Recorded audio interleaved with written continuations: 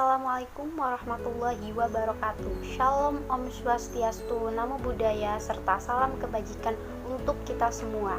Perkenalkan, saya Nida Pauline Faragisa, perwakilan dari kelompok 2 dalam program kreativitas mahasiswa gagasan tertulis tahun 2021 dengan judul Green Water Operating System sebagai upaya pemberdayaan air dan banjir di perkotaan. Berikut nama-nama kelompok kami. Terima kasih. Untuk selanjutnya akan dilakukan presentasi dari masing-masing anggota sesuai dengan tugas yang telah dibagi. Pembahasan kali ini berkaitan dengan fenomena. Berikut fenomena yang sering terjadi di lingkungan masyarakat kita. Yang pertama ialah munculnya banyak sampah di daerah sungai atau sekitarnya. Dan yang kedua adalah banyaknya kontaminasi dari limbah pabrik. Dan yang ketiga, banyaknya limbah rumah tangga yang meningkat setiap tahunnya. Seperti yang kita ketahui, fenomena yang telah saya sebutkan sering terjadi di wilayah masyarakat saat ini, dan khususnya di wilayah perkotaan, seperti Surabaya dan Jakarta. Padahal, kesuksesan sebuah kota sangat tergantung dari kemampuannya dalam mengatasi permasalahan lingkungan hidup, khususnya dalam pengelolaan sumber daya air. Misalnya sungai. Sungai memiliki peranan yang penting sebagai salah satu sumber daya yang mendukung keberlangsungan hidup masyarakat. Padatnya pemukiman serta aktivitas masyarakat di wilayah perkotaan menyebabkan terjadinya fenomena yang telah saya sebutkan di awal tadi. Salah satunya ialah munculnya banyak sampah atau sampah di daerah sungai atau sekitarnya. Hal ini disebabkan karena masyarakat menganggap sungai sebagai tempat pembuangan sampah, dan mereka menganggap bahwa sungai tempat yang praktis dan cepat untuk membuang sampah hasil rumah tangga mereka. Dan yang kedua adalah banyaknya kontaminasi dari limbah pabrik. Hal ini disebabkan karena pemilik pabrik yang tidak bertanggung jawab. Pemilik pabrik tidak memisahkan limbah yang berbahaya atau tidak berbahaya untuk dibuang di daerah sungai. Sekali lagi, mereka menganggap bahwa membuang limbah atau sampah di sungai akan lebih praktis, cepat, dibandingkan dengan membuang sampah di tempatnya karena tidak akan mengeluarkan biaya.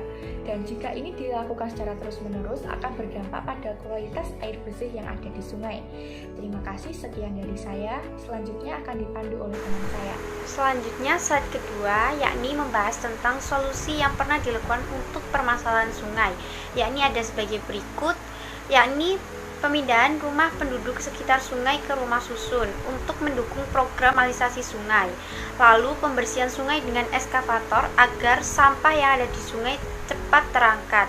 Lalu pemberlakuan denda bagi pembuang sampah di sungai agar masyarakat jerah dan tidak akan membuang sampah di sungai lagi. Lalu yang terakhir, pengurangan penggunaan kantong plastik, yakni dengan membawa kantong belanjaan sendiri dari rumah untuk mengurangi penggunaan plastik.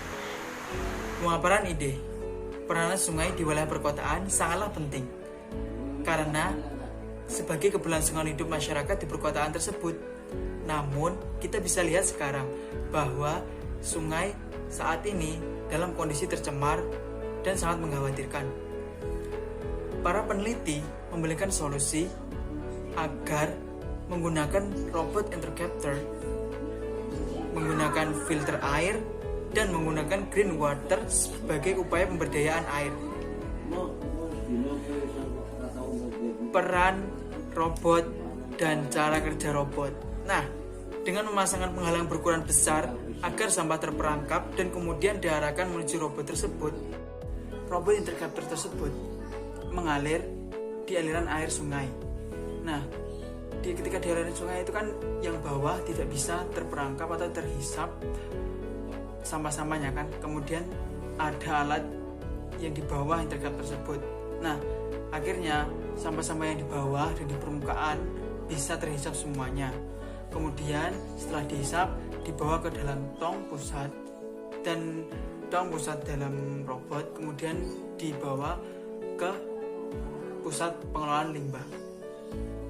Filter air. Filter air adalah suatu alat yang berfungsi untuk menyaring dan menghilangkan kontaminan-kontaminan di dalam air dengan menggunakan penghalang atau media, baik secara proses fisika, kimia, maupun biologi. Filter air dapat digunakan secara luas untuk irigasi, air minum, akuarium, dan kolam renang. Nah, di sini saya akan menjelaskan tentang poin yang terakhir, yaitu green water. Apa sih green water itu? Green water adalah teknologi air hijau yang digunakan untuk menjaga kestabilan lingkungan budidaya perairan. Dengan cara apa? Dengan cara mempertahankan domisili plankton dengan aplikasi probiotik organik. Tentu, green water ini sangatlah penting bagi lingkungan perkotaan agar budidaya air yang ada di lingkungan perkotaan tidak terkontaminasi oleh limbah pabrik maupun sampah. Sehingga ini merupakan langkah awal untuk perairan-perairan yang ada di perkotaan agar menjadi lebih baik dan menjaga kestabilan lingkungan tentunya. Hasil penelitian ini dapat menambah pengetahuan dan pengalaman bagi peneliti dalam menerapkan pengetahuannya mengenai Green Water Operating System terhadap permasalahan air dan banjir di perkotaan yang dihadapi secara nyata.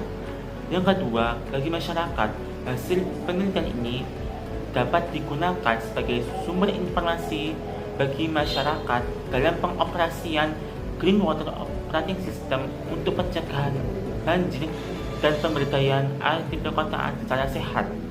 Yang ketiga, bagi pemerintah, hasil penelitian ini dapat digunakan sebagai bahan pertimbangan bagi pemerintah dalam upaya pencegahan banjir dan pemberdayaan air secara sehat dengan operasi sistem Green Water. Sekian presentasi dari kelompok 2. Apabila ada salah-salah kata, mohon dimaafkan. Hadir demit pergi berlari, tidak terasa dan tidak tersentuh. Mohon pamit undur diri. Wassalamualaikum warahmatullahi wabarakatuh.